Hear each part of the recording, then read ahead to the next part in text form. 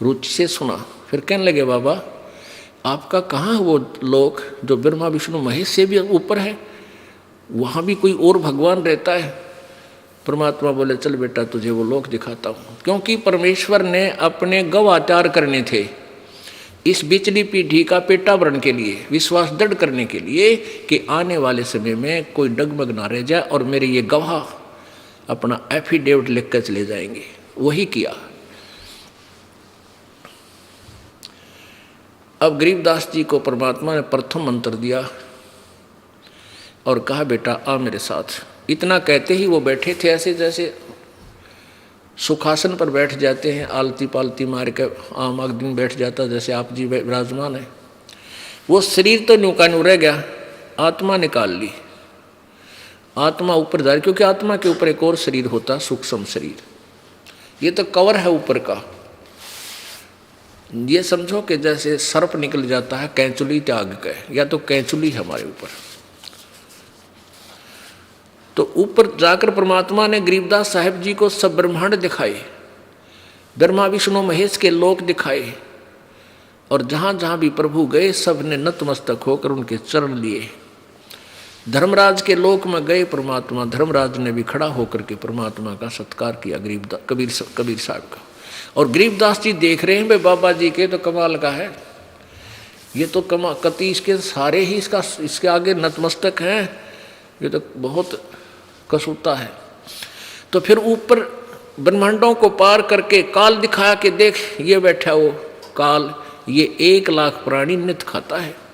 और ये भोली आत्मा समझ रही है हम बहुत अच्छे लोक में रह रहे हैं। ये काल ने अपने आहार के लिए, देख गरीबदास बेटा ये सामने तपस्या 1 लाख प्राणी देख वो भूख तड़फ रहे हैं, यहाँ आ रहे हैं, पटकते जा रहे हैं और तड़फ रहे हैं।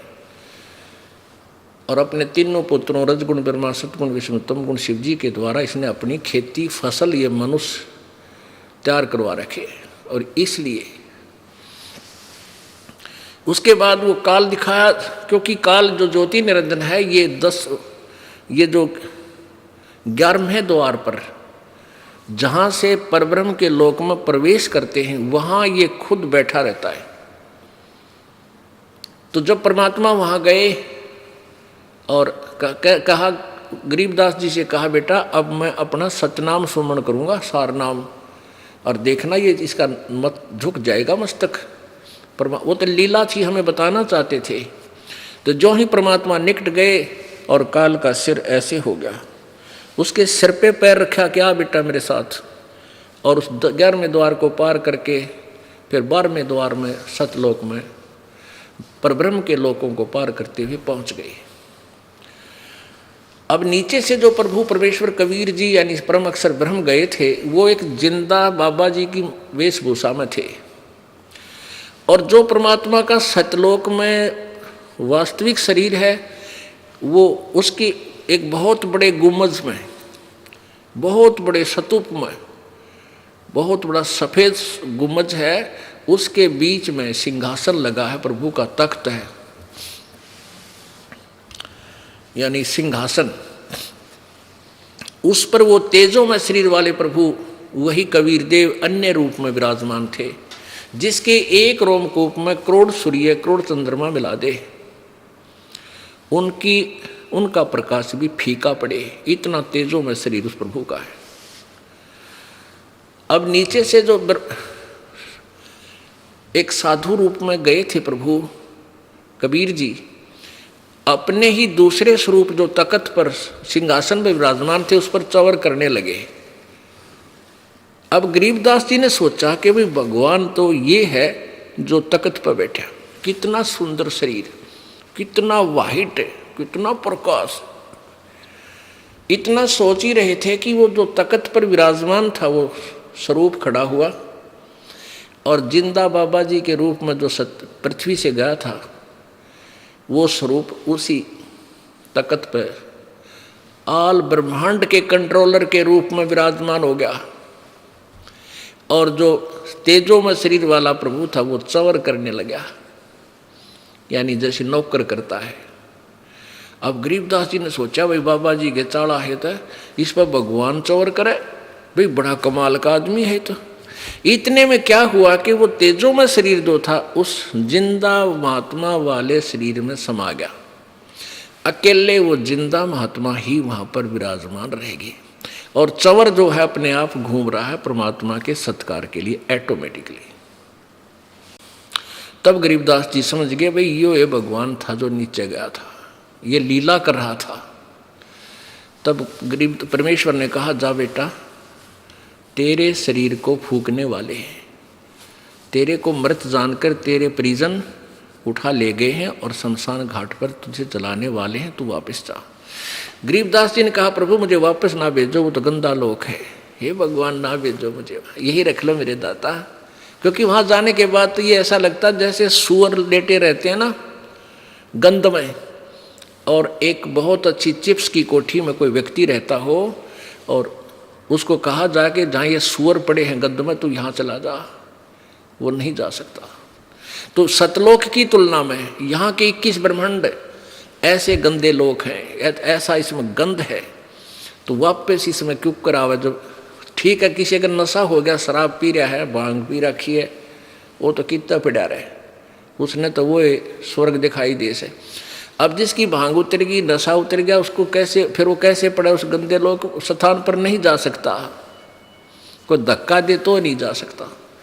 तब परमेश्वर ने कहा बेटा अपना उद्देश्य ये है, सारी समझा दी शॉर्टकट में, कि सब अपनी आत्मा है, काल के जाल में फंसी पड़ी है, उनको निकालना है, तू जा वापस, ये मेरा आदेश मान ले और मैं तेरे साथ रहूँगा, तुझे वापस लेकर आऊँगा और जा तू मेरी महिमा का गुणगान कर। उधर से क्या हुआ कि जब पाली वो ग्वाले दूर चले गए थे, दूध नहीं पिया था, 1-2 घंटे 3 घंटे के बाद वापस आए।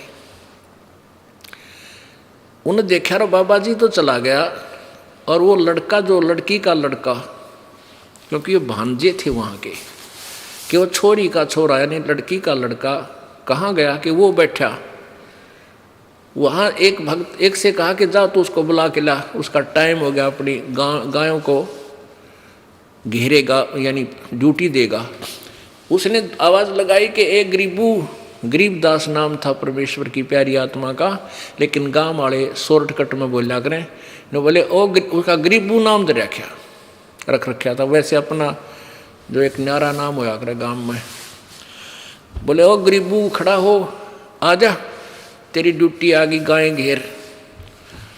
अब वो गरीबदास जी तो जा रहे सतलोक में सैल सपट्टे को, और वहाँ तो शरीर ही था। आवाज़ लगाता वो गवाला वो व्यक्ति पकड़ के बच्चे जैसे शरीर को कहने लगा, वो भगत जी खड़ा हो, तेरी ड्यूटी आ गई। अब उसको ऐसे छेड़ा, वो न्यू का न्यू गिर गया, कि उसमें आत्मा थी नहीं, तो प्राण थे ही नहीं, खत्म हो चुका था। वो तो हक्का बक्का रहेगा। उसने आवाज़ लगाई कि आ जाओ, लड़का मर गया, लड़का मर गया। वो पाली आ गए, फिर गांव में भागे गए। गांव में जो पता चला उनके माता पिता को इकलौता पुत्र था, 12 वर्ष में हुआ था, माता पिता भी बेहोश हो गए। पुत्र की इकलौते पुत्र की मृत्यु सुनकर हाहाकार मच गया। और छोटा सा गांव था, 30-40 घर थे उस समय, और सभी को शिहर उठे और भाग लिए उधर। तो 1.5 किलोमीटर दूरी पर, गांव से 1.5 किलोमीटर की दूरी पर वो पवित्र स्थल है जहाँ पर परमात्मा आए थे। आज भी वो यादगार उस गांव में बनी हुई है, सड़क के साथ में। ये दास आंखों देख रहा है, क्योंकि हम पहले वहीं छुड़ानी जाते थे, वहाँ हमारे गुरुदेव जाते थे। हम गरीबदास पंथ से ही अलग हुए हैं। अलग तो गरीबदास पंथ ही समझो, वैसे हम अब कबीर पंथ पहचान गए, कबीर पंथ पर चल पड़े जो गरीबदास जी ने मार्गदर्शन किया था। और वो गरीबदास छुड़ाने वाले जो हैं वो उसी काल के जाल में ही कुमार्ग पर जा रहे हैं। तो वहाँ आज भी वो यादगार विद्यमान है, और गांव का बच्चा बच्चा कहता है कि यहाँ कबीर जी आए थे, क्योंकि गरीबदास जी ने अपनी वाणी में प्रमाण दे रखा है।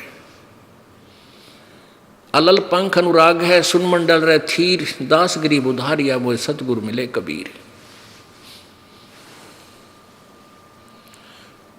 तो गांव वाले सब जाकर के बच्चे का शव उठा लाए, और शाम के समय 5-6 बजे 7-8 बजे उसने जलाने की चेष्टा करने लगे।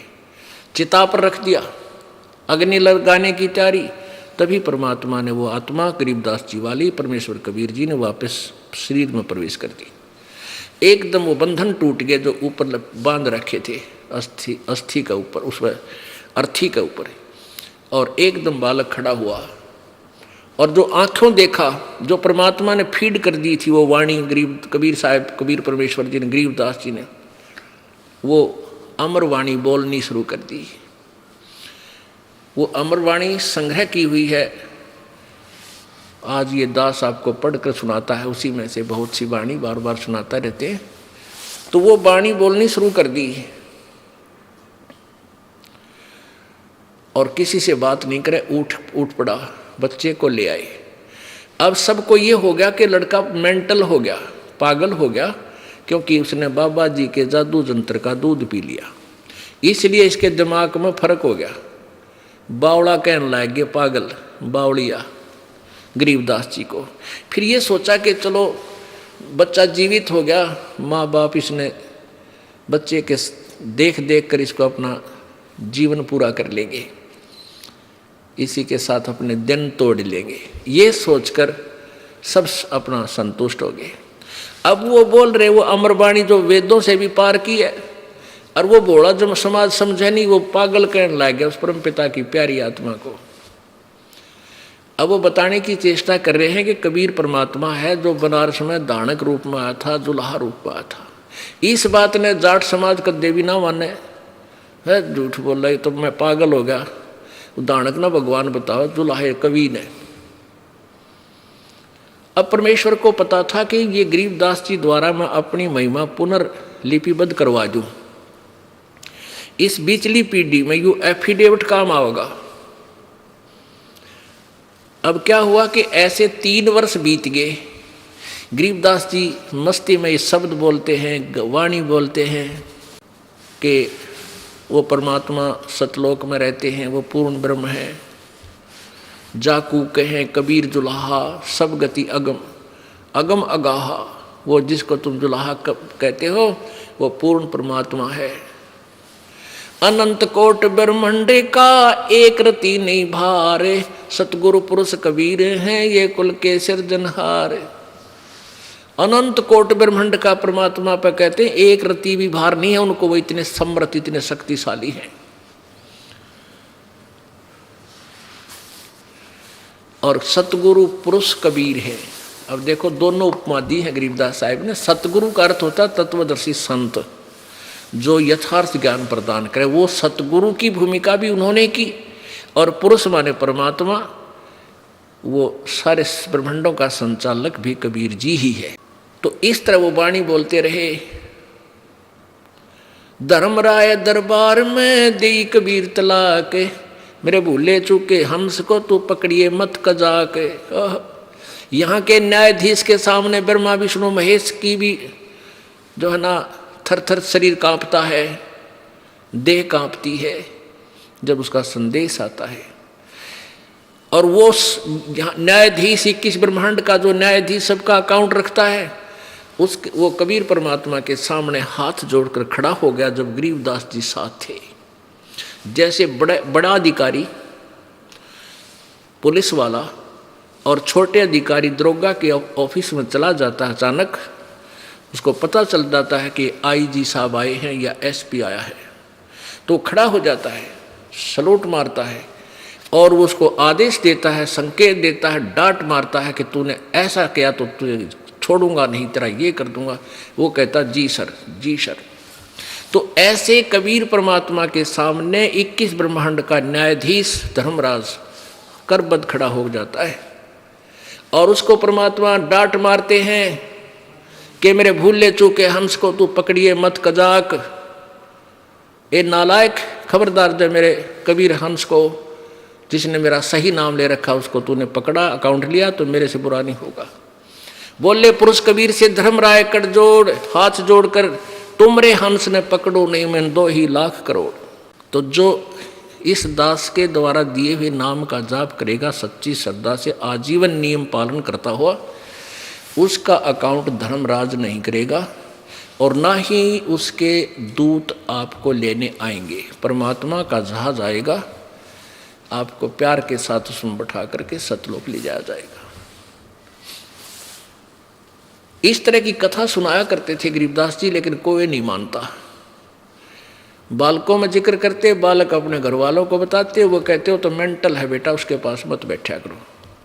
वो तो कबीर को भगवान बताता है, दानक को, दुल्हे को। एक दिन क्या हुआ कि एक दादू साहेब जी हुए हैं। दादू साहेब जिनको परमात्मा इसी तरह आकर मिले थे जैसे गरीबदास जी को मिले। जब दादू साहेब 7-8 वर्ष के थे, उस समय ऐसे ही परमात्मा एक जिंदा महात्मा के रूप में, बूढ़ा बाबा के रूप में, वृद्ध बाबा के रूप में आकर मिले थे। और फिर उनकी आत्मा को भी सतलोक लेकर गए थे। 3 दिन और 3 रात वो अचेत रहे थे, मरे नहीं। श्वास धड़क रही थी लेकिन आत्मा यहां से बाहर थी। और तीसरे दिन वापस जब छोड़ा तो दादू साहेब जी ने भी यही कलम तोड़ वर्णन किया था कबीर परमेश्वर की महिमा का। उन्होंने क्या कहा कि जो जो शरण कबीर की तिर गए अंत अपारे, दादू गुण के ता कहूँ भाई कैतन आवे पार। अब यहाँ दादू जी का प्रकरण इसलिए आवश्यक हो गया क्योंकि इसके साथ साथ ये लिंक भी जुड़ता है कि परमात्मा किन किन को आकर मिले और कहाँ मिले, उन्होंने क्या क्या प्रमाण दिए। जो जो शरण कबीर की वो तिरगे अंत अपारे, दादू गुण के ता कहूँ भाई कैतन आवे पार। उस परमात्मा की महिमा कितनी की गाऊं, मेरे पर गाई नहीं जाती। जो भी उनकी शरण में है वो सारे पार होंगे, पर विधिवत, नकली संतों के पास नहीं, नकली नामों से नहीं। कबीर करता आप है दूजा ना कोई, कबीर करता आप है दूजा ना कोई, दादू पूर्ण जगत को हो भक्ति दृढ़ावे सोई। दादू कहते हैं कबीर करता आप है। वो कबीर जो परमात्मा है वो आप ही भगवान है और कोई दूसरा करता नहीं है, सृष्टि रचने वाला नहीं है।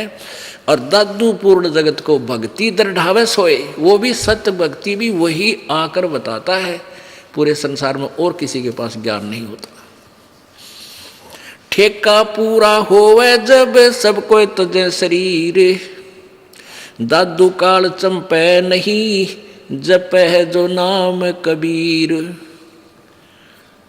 आदमी की आयु घटे तब यम घेरे आए, सुमरण किया कबीर का दादू लिया बचाए।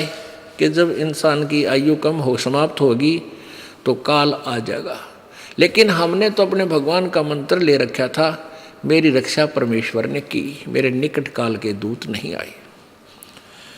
मेट दिया अपराध सब, यानी अंगारी पाप नाशक परमेश्वर कबीर जी हैं। मेरे सभी पापों का नाश कर दिया, दादू साहब जी कह रहे हैं। मेट दिया अपराध सब आ मिले छनमाही, दादू संग ले चले कबीर चरण की छाही। सेवक देव निज चरण का दादू अपना जाने, भृंगी सत कबीर ने कर लिया आप समान। दादू अंतर्गत सदा छिन छिन सुमरण ध्यान, वारू नाम कबीर पर पल पल मेरे प्राण। अब सुन सुन साख कबीर की, काल न्यवावे माथ, धन धन तीनों लोक में है दादू जोड़े हाथ। यानी क्या बता रहे हैं कि सुन सुन साख कबीर की, साख माने महिमा, उसकी लीला को सुन सुन के, उसकी समर्थता के आगे, कबीर जी की शक्ति के सामने यो काल भी मस्तक नीचा कर लेता है। सुन सुन साख कबीर की, काल नवावे माथ, धन हो तीनों लोक में, दादू जोड़े हाथ। केरी नाम कबीर का, विषम काल गजराज, दादू भजन प्रताप से वो भाग गए सुनत आवाज। अब कैसी प्यारी तुलना की है दादू साहिब जी ने, कि जैसे हाथी जो होता है, हाथी, और हाथियों का राजा गजराज यानी हाथियों में सबसे तगड़ा, उसको तो समझ लो यो काल है 21 ब्रह्मांड में इतनी ताकत वाला। और परमेश्वर कबीर जी को समझ ले बब्बर शेर, केरी। और बब्बर शेर जब धाड़ता है, कितना तगड़ा हाथी हो, लीद कर देता है, इतना भयभीत हो जाता है। तो यहाँ क्या बताते हैं, केरी नाम कबीर का, और विषम काल गजराज, दादू भजन प्रताप ते वो भाग गए सुनत आवाज। पल एक नाम कबीर का, दादू मन चित लाए, अस्थि के असवार को हो, स्वान काल नहीं खावे। कितनी प्यारी व्याख्या की है कि जो परमेश्वर कबीर जी की शरण में आ गया, विधिवत उनके कृपा पात्र संत के माध्यम से उपदेश ले लिया, वो समझो हाथी पर बैठ गया। और सवार इसको काल को दादू साहब कह रहे हैं, ये काल समझो समान रूप है, यानी कुत्ते जितनी अक्षमता है। यहाँ हाथी से तुलना कर रहे हैं कि जो हाथी के ऊपर बैठ गया, उसको कुत्ता हानि नहीं पहुंचा सकता कभी भी किसी प्रकार से। इतना आउट ऑफ रीच हो जाता, उसकी पहुंच से इतने बाहर हो गए आप, काल की मर्यादा में रहोगे। मर्यादा का मतलब है हाथी पर बैठे रहना, नीचे मत पड़ना। नीचे पड़ गिर गए तो आप वो कुत्ते तो फिर पाट देंगे आपको, वो तो पहले ही भौंक रही है। आप जी फिर शरण से बाहर मत जाना। जो मर्यादा ये दास आपको बता रहा है, उस मर्यादा में रहना, फिर आपके निकट ये काल नहीं आ सकता। ठीक है, दूर से भौंकते रहेंगे कुत्ते। आपने देखा होगा गांव में जब हम देखा करते हाथी आ जाता, तो गांव की गली के कुत्ते सारे पीछे लाग लिया करते उसको, भौ भौ, और एक निकट नहीं आवे, रहने 50 फुट दूर, भौ भौ। उनको पता है कि एक सूंड मार दिया 10 मरोगे।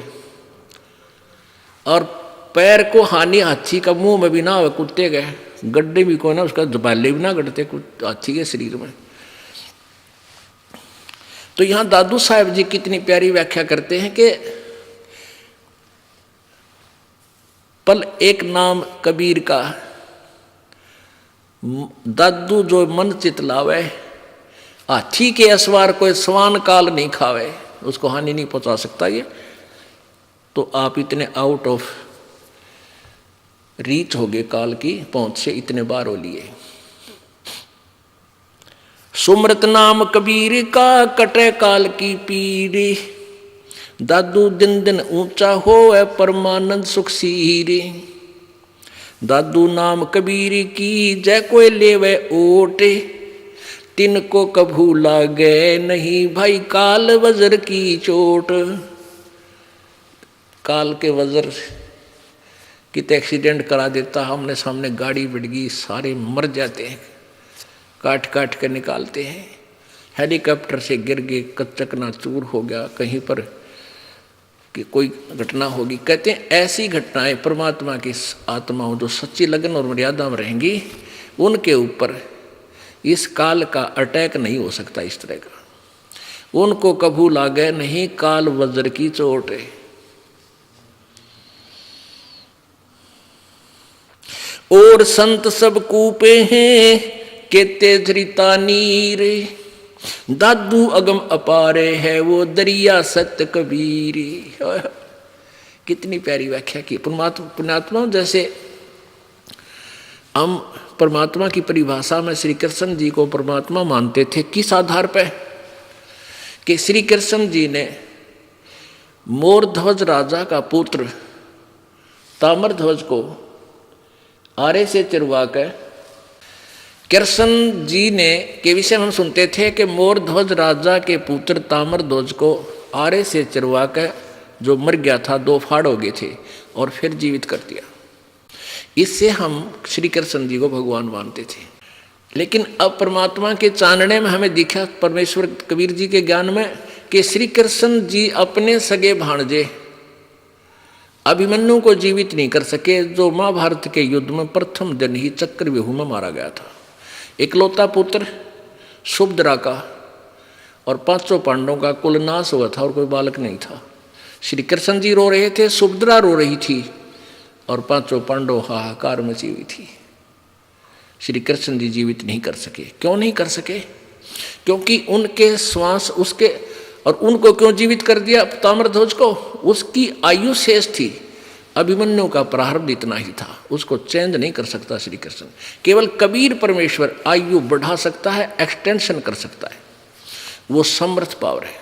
जैसे शॉर्टकट में आगे बताएंगे पूरा विस्तार इन 5 दिन में।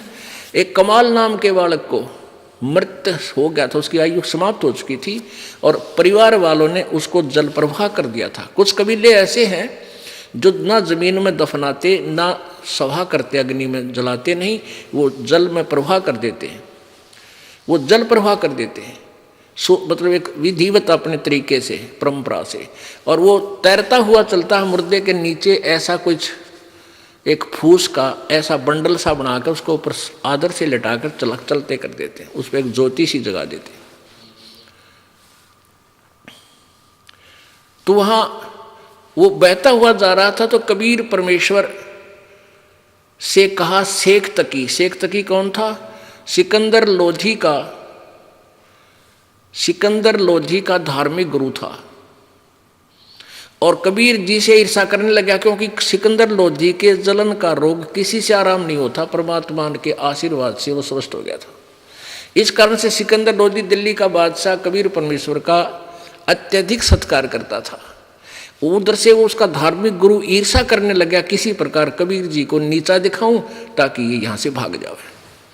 इस दृष्टिकोण से उसने ये शर्त रख दी अपने राजा के सामने कि यदि कबीर जी कोई मुर्दा जिंदा कर देगा मेरे सामने, क्योंकि कबीर जी ने सिकंदर लोधी ने महर्षि रामानंद जी ब्राह्मण का सिर काट दिया था, इस बात पर कि वो मुसलमानों से नफरत करता था।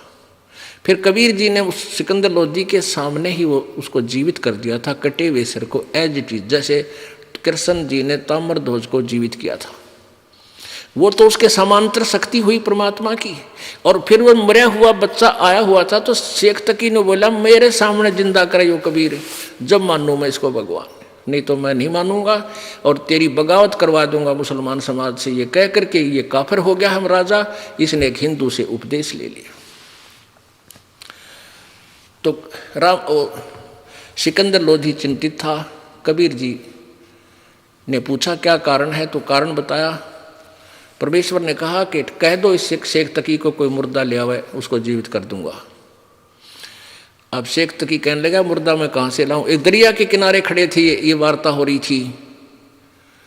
परमात्मा ने अपनी प्यारी आत्मा सिकंदर लोधी दिल्ली के सम्राट की टेंशन दूर करनी थी कि ये बात बिगाड़ेगा। इतने में वही कमाल का शव बहता हुआ आ गया बच्चे का। इतने में वो 13 वर्षीय बालक का शव दरिया में बहता हुआ आ गया। और परमेश्वर कबीर जी, वो सैनिक भी खड़े थे हजारों की संख्या में, और भी व्यक्ति थे। कहा कि वो आ गया शव। सिकंदर शेख तकी बोला वो आ गया शव, कर दे जीवित कबीर, जब मानो इसको मैं, ये अल्लाह का नबी है, अल्लाह है। अब सिकंदर कहता था ये भगवान आया है, क्योंकि उसके सामने जीवित कर दिया मरा हुआ कटा हुआ सिर महर्षि रामानंद जी का। और फिर एक गाय काट दी थी ऐसे ही निकम्या ने, वह भी जीवित कर दी थी परमात्मा ने। और दूध की बाल्टी भर दी थी उस गाय की जीवित करके। और फिर वो बच्चा आ गया। तब कहने लगा सिकंदर शेख तकी कहने लगा कि इसको जीवित कर दे, तो मानो तू भगवान है। परमात्मा ने कहा कि पहले तू कर ले, के बाद में नंबर बनावे। तो जंतर मंत्र करता रहा। वो तो चला गया। 100 कम से कम भी 800-1000 गज आगे पहुंच गया दरिया में, जहाँ वो खड़े थे उससे नीचे पानी की बह करके। तब शेख तकी ने कहा कि ये तो चाहता था मुर्दा निकल जाए किसी तरह, मुझे लगा दिया इसमें हैं, जब जानो ये भी कर दे।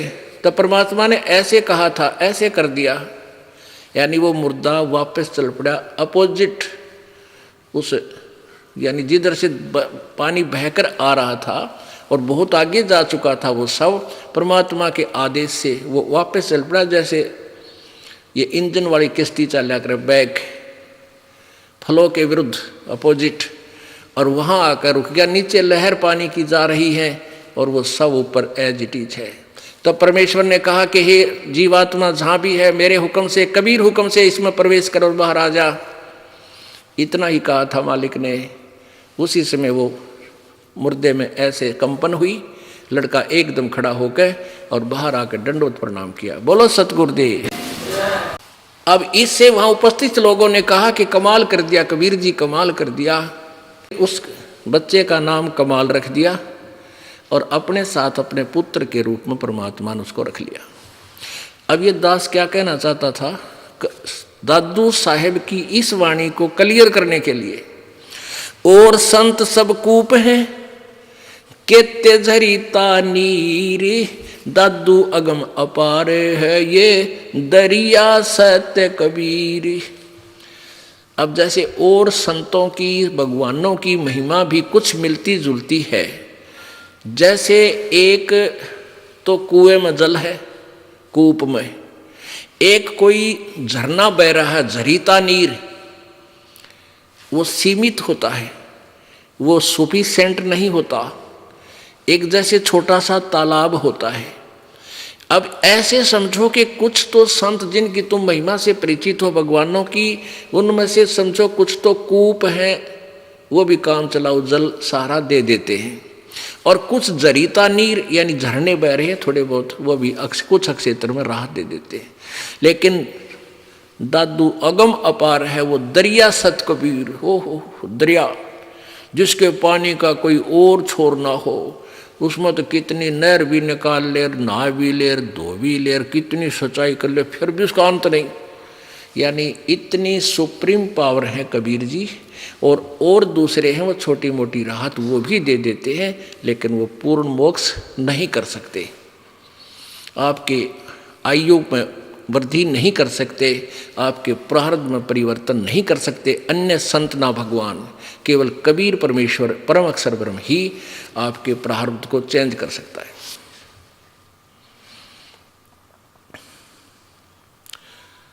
अब पुण्यात्माओं, जब तक हमारे प्रारब्ध में परिवर्तन नहीं होगा तो हम सुखी क्यों कर होंगे।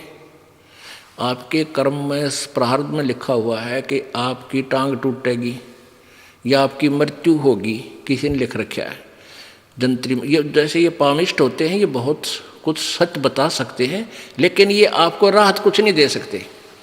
अब जैसे भोली आत्मा जाती हैं किसी ज्योतिषी के पास, वो उसकी जन्मपत्री देख जंतर मंत्र करके बता देगा तेरे को उस वर्ष में इतनी हानि होगी। अब वो हानि तो होगी ही होगी क्योंकि लिख रखी है, वो तो कोई भी पढ़ कर सुना दे, लेकिन उसमें वो परिवर्तन वो ज्योतिषी नहीं कर सकता, वो बता सके। जैसे किसी ने बता दिया तीसरे महीने में मार्च में तेरी टांग टूटेगी। अब वो तो 1 महीना पहले और चिंता पैदा कर दी उसने, और बचाव कुछ हो नहीं सकता, और वह टूट गई। तो फिर क्या करता भाई, उसने बता दी थी पहले तेरी टांग टूटेगी, भाई जान दिया तगड़ा, भाई वो तो कमाल का आदमी है, भाई पहले बता दी थी, बता के कला तोड़ दिया उन्होंने, पहले बता दी थी। अब जैसे आप किता अपना जंतर ज्योतिषी का दिखाया ना, और जो आपको बता दे तेरा यह हानि होएगी, और फिर आप आ जाना इस दास के पास, कबीर भगवान की शक्ति से आपको मंत्र देंगे, और उस दिन वह हानि आपको नहीं होगी, वह होनी थी क्योंकि लिखा हुआ है, और फिर नहीं होगी आपका, गारंटीड बात है। तो ये समाधान चाहिए, ज्ञान नहीं। उस ज्ञान से क्या पता सारा मिल गया तेरा टांग टूटेगी, और हम कहेंगे नहीं टूटेगी, ये मंत्र जाप करना, मर्यादा में रहना, तो वो चेंज होगी, वो बदल दिया आपका, आपके ऊपर आने वाली आपत्ति परमात्मा ने टाल दी। तो इसलिए भगवान की हम ढूंढ रहे हैं जो हमारे प्रारब्ध में आने वाले कष्ट को, संकट को दूर करे।